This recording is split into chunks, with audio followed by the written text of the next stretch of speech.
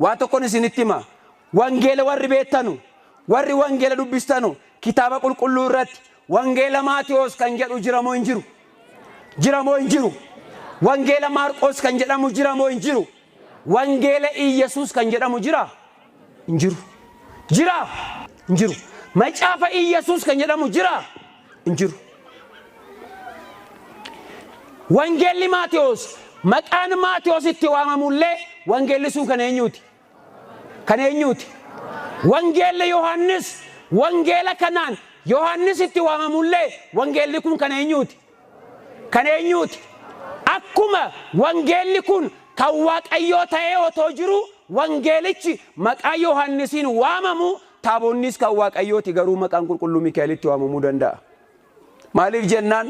واك أيو ergamoota isaatiin miti qulqullootatiin miti nuti warra cubbamootaan illee mana kiristaanaatti waamaa jira manni kiristaanaa kun maqaa keenya waamama miti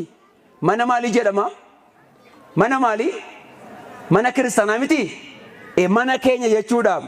maqaa keenyaan illee waaqayyo mana kiristaanaa hin waama kuni maaliif jennaan jaalala waaqayyo irraan kan ka'e raajii Isaayyaas boqonnaa 56 lakkoofsa 4 hanga 6 yemmuu ilaaltanu akkas jedha warra abboommii koo eegan warra maal koo eegan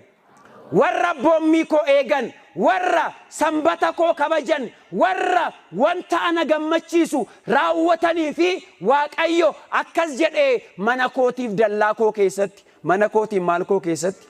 mana kootiif dallaa koo keessatti maqaa hin banne yaadannoo bara bara isaaniif nan kenna maqaa akkamii maqaa hin banne yaadannoo akkamii yaadannoo bara bara isaaniif maalan godha nan kenna bu'uura kitaaba qulqulluu kanaan manni kiristaanaa waaqayyotu maqaa bara bara isaaniif kenne waan ta'eef qulqulloota yaadatti garuu waaqayyo waaqessiti